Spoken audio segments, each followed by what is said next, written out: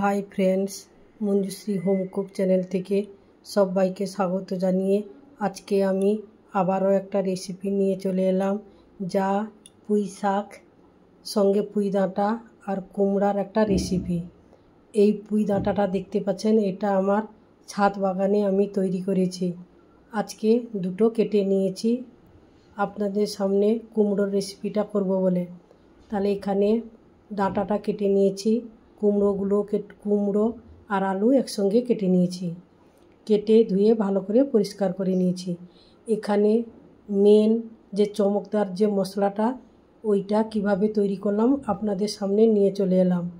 এখানে আমি গোটা গরম মশলার মধ্যে 3টা এলাচ, 2টো শুকনো লঙ্কা, আর সঙ্গে দারুচিনি কাঠ, 1 চামচ মৌরি, 1 চামচ ধনে আর 1/2 চামচ নিয়েছি জিরে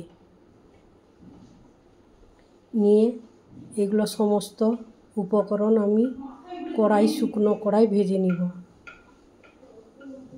দেখুন বন্ধুরা, এবার আমার শুকনো কড়াই ভাজা হয়ে গেছে। আপনারা এমনভাবে ভাজবেন যাতে না পুড়ে যায়, পুড়ে গেলে মশলার গুণাগুণ এবং গন্ধটা চলে যায়। তাহলে এটা একটা মিক্সার গ্রাইন্ডারে আমি গুঁড়ো করে নিব। এদিকে কড়াইতে কিছু সর্ষের তেল নিয়ে যে আলুগুলো কেটে রেখেছি, আলুগুলো ভেজে নেব। হালকা হালকা করে আলুটা ভেজে আমি তুলে নিলাম, কারণ কুমড়ো আলু একসঙ্গে ভাজলে আলুটা ঠিক ভাজা যায় না। তাই আলুটা ভেজে তুলে নিয়ে ওই তেলের মধ্যে আমি কুমড়ো যে কেটে রেখেছিলাম ওই কুমড়োটা দিয়ে দিলাম। তারপর কুমড়োটা এখানে লাল লাল করে আমি ভেজে নেব।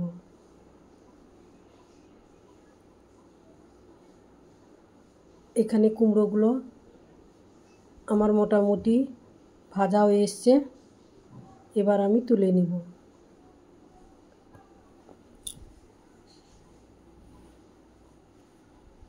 এই রেসিপিটা সম্পূর্ণ নিরামিষভাবে তৈরি করব। আপনারা বাড়িতে একবার হলেও ট্রাই করবেন, অবশ্য পুরো রেসিপিটা দেখে তারপর। তাহলে কুমড়োগুলো এখানে আমি তুলে নিলাম বন্ধুরা। ওই কড়াইতে অল্প একটু তেল নিয়ে তাতে আমি 2টো শুকনো লঙ্কা, তেজপাতা আর 5 ফোড়ন দিলাম। এটা একটু ভাজা ভাজা হয়ে আসার পর যে পুঁই ডাঁটাটা কেটে রেখেছিলাম, পুঁই ডাঁটা দিয়ে দিলাম। এটাকে একটু ভালো করে আমি এখানে ভেজে নিব। তাহলে দেখুন বন্ধুরা, পুঁই ডাঁটাটা আমার একটু মজে এসছে। এবার আমি কিছুক্ষণের জন্য ঢাকা চাপা দিয়ে দেব। ঢাকনা খোলার পর একেবারে নরম হয়ে এসছে। এবার একটু নেড়ে আমি একটু সাইড করে দেব। এখানে 1 চামচ আদা বাটা দিলাম, একটা টমেটো কেটে নিয়েছি,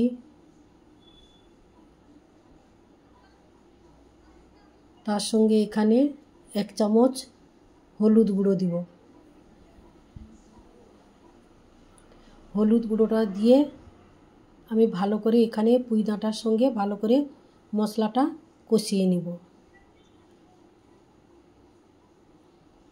অবশ্যই আপনারা একবার হলেও বাড়িতে ট্রাই করবেন, গরম ভাতে জাস্ট জমে যাবে।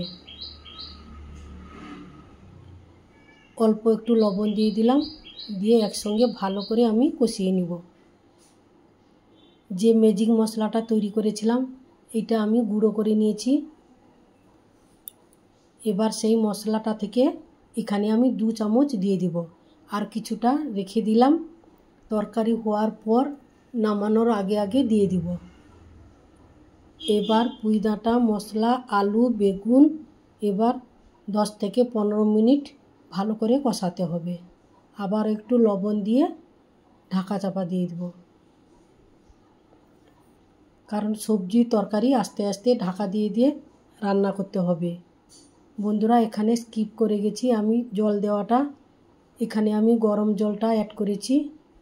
দেওয়ার পর দেখুন কুমড়ো আলু মোটামুটি সেদ্ধ হয়ে এসছে, তবু একটু বাকি আছে। আবারও কিছুক্ষণ ঢাকা চাপা দিয়ে দেব। যে বাকি মশলাটা ছিল, এবার আমি বাকি মশলাটা অ্যাড করলাম। আমার রেসিপিটা যদি আপনাদের ভালো লাগে তাহলে আপনারা অবশ্যই লাইক, কমেন্ট, শেয়ার, সাবস্ক্রাইব করতে ভুলবেন না। পাশে থাকবেন। যেসব বন্ধুরা এখনও চ্যানেলটিকে সাবস্ক্রাইব করেননি, আপনারা অবশ্যই চ্যানেলটিকে সাবস্ক্রাইব করে পাশে থাকবেন। তাহলে বন্ধুরা চলুন মূল রেসিপিতে। মোটামুটি আমার রান্না হয়েছে। এখানে আমি ছোট চামচে 2 চামচ চিনি অ্যাড করেছি। কুমড়োর তরকারিতে একটু চিনি দিলে মিষ্টি মিষ্টি লাগে এবং খেতেও খুব ভালো হয়।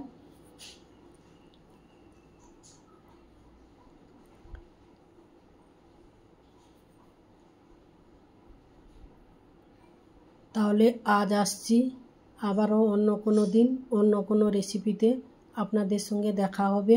ততক্ষণে আপনারা ভালো থাকুন, সুস্থ থাকুন, সাবধানে থাকুন। তাহলে বন্ধুরা আজ আসছি, টাটা, বাই বাই।